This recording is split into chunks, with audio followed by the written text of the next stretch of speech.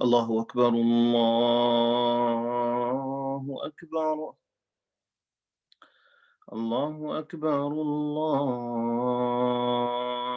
أكبر. أشهد أن لا إله إلا الله. أشهد أن لا إله إلا الله. أشهد أن محمدا رسول الله. أشهد أن محمدا رسول الله. حي على الصلاة. حي على الصلاة.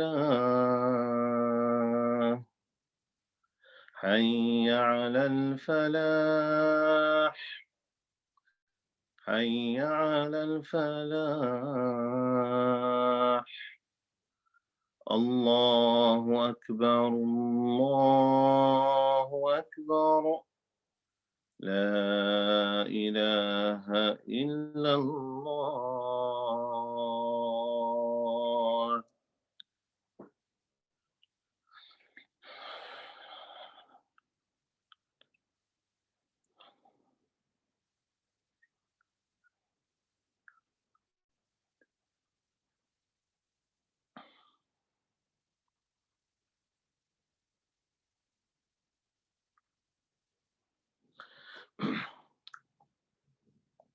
بسم الله والحمد لله والصلاة والسلام.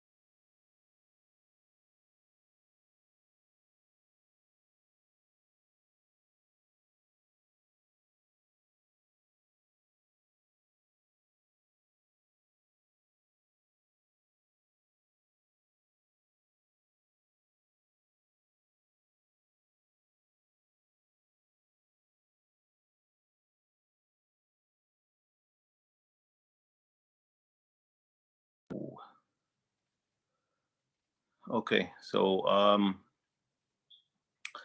I do apologize for the technical difficulty. Looks like I was muted. So inshallah ta'ala, again we start over. Basically, all I said was that the month of Ramadan is a great month to make dua in and to ask Allah subhanahu wa ta'ala to uncover the hardship that the world is going through. Maybe Allah subhanahu wa ta'ala wants us to strengthen our connection with Him. Um, Allah subhanahu wa ta'ala wants us to get closer to Him during this month. Um, in the dua. So inshallah, I would like to share a quick story about the importance of dua and how Allah subhanahu wa ta'ala can fulfill our needs in the dua. Um, we were saying that Imam Ahmad ibn Hanbal rahimahullah, the great Imam of Ahlul Sunnah wal Jama'ah, again at his time people loved him so much. And well, first I do apologize for the technical difficulty. We are still learning, inshallah, how to use the technology. But maybe what's happening today in terms of the pandemic, is a way for us to learn about those things. So, inshallah, hopefully it won't happen again in the future. But in case we need to use um, those live stream apps and stuff will be easier, inshallah ta'ala. For I guess I was muted for the past few minutes, but all I said in summary again was that the month of Ramadan is a great opportunity for us to get closer to Allah subhanahu wa ta'ala and to strengthen our relationship with our Creator. We were talking about Imam Ahmad ibn Hanbal rahimahullah. Again, he used to travel a lot and he was beloved to a lot of people. Many people loved him. He was very famous, although most people, of course, did not get the chance to meet with him. Um, and of course, at his time, there was no TV or internet, so you can just see any scholar you want and listen to his lecture online. This is, of course, that was not an option back at the time. So many people have heard about Imam Ahmad, but they never really met him in person. But he was famous and people loved him. So in one of his travels, he arrived at this city and he was looking for a place to stay. Looks like he arrived late after Isha. And so he went to the masjid and he was trying to spend the night there. But looks like the masjid keeper, the gatekeeper, did not let him in. He told him it's late, the masjid is closed. And he told him to come back again next morning for Fajr. Imam Ahmad explained to the masjid keeper that I am a traveler and I just need to spend the night here tonight and I will be out of here the first thing in the morning. But the masjid keeper insisted that you cannot get in, the masjid is closed. Imam Ahmad started arguing with him back and forth. And in the end, the masjid keeper got upset and he kind of like pulled Imam Ahmad and threw him away from the masjid, close to a nearby home that was close to the masjid.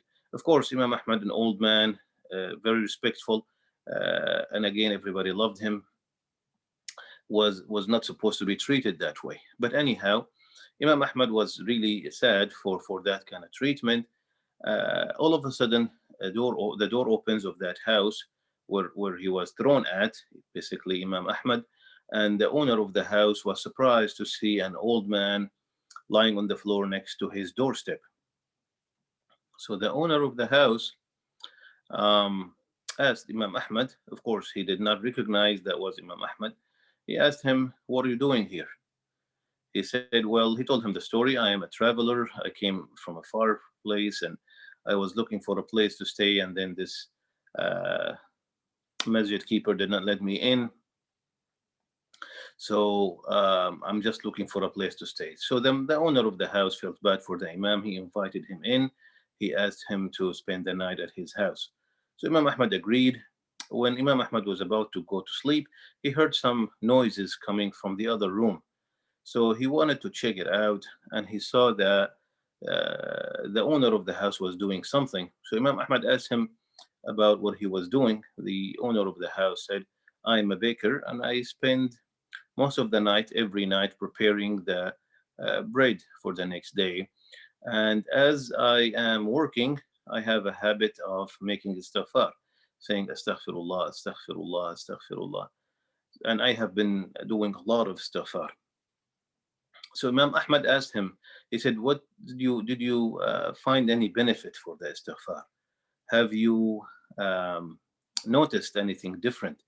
He said, yes, and we need to listen to this point. He said that there is nothing that I asked Allah subhanahu wa ta'ala except that He gave it to me. So if you want Allah to answer your dua, make a lot of istighfar.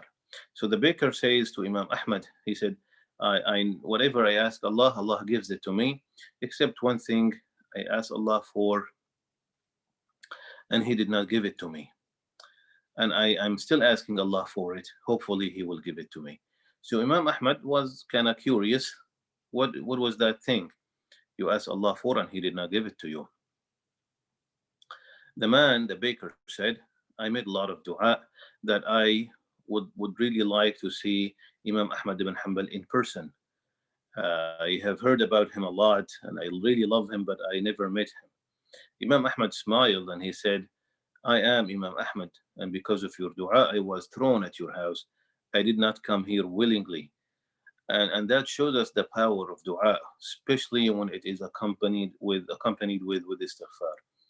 And during the month of Ramadan, especially, a lot of people have maybe extra time more than normal this year. Maybe we can make more istighfar and we can make more dua. May Allah accept our dua, and may Allah make it a happy and blessed Ramadan for all of us, inshallah. جزاكم الله خيرا والسلام عليكم ورحمة الله وبركاته.